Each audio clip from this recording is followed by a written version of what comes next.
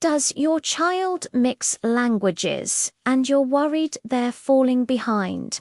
You're not alone, and I want to share a story that might change how you see everything. Meet Elena and her son, Leo. At home, Elena spoke to Leo only in Spanish, while her husband, David, spoke English. As Leo turned 3, Elena started to worry.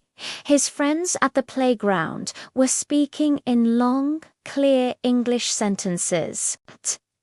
But Leo would say things like, "Look, Mummy, a big parrot." It sounded like he was confused, and Elena's heart sank. At his first parent-teacher conference, the teacher mentioned Leo's English vocabulary seemed smaller than his peers. Elena felt a wave of panic. "Should I stop speaking Spanish?" she asked. "Should we just focus on English so he can keep up?" But the teacher, who was trained in bilingual development, smiled. "Actually," he said, "let's look at the whole picture." He didn't just count Leo's English words. He looked at Leo's total vocabulary across both languages. Sure, Leo knew about 30 words in English and 30 in Spanish.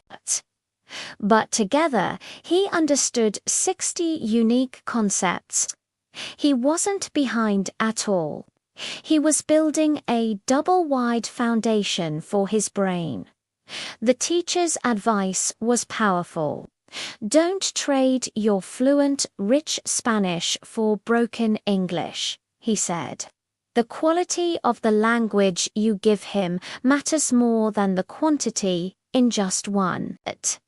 Your stories in Spanish are giving him complex grammar and a deep emotional connection. This strength will actually build a bridge, making it easier for him to master English later." He also encouraged Elena to let Leo mix his languages, a process called translanguaging.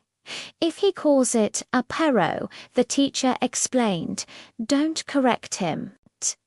Just respond with, "Yes, a big perro, a big dog."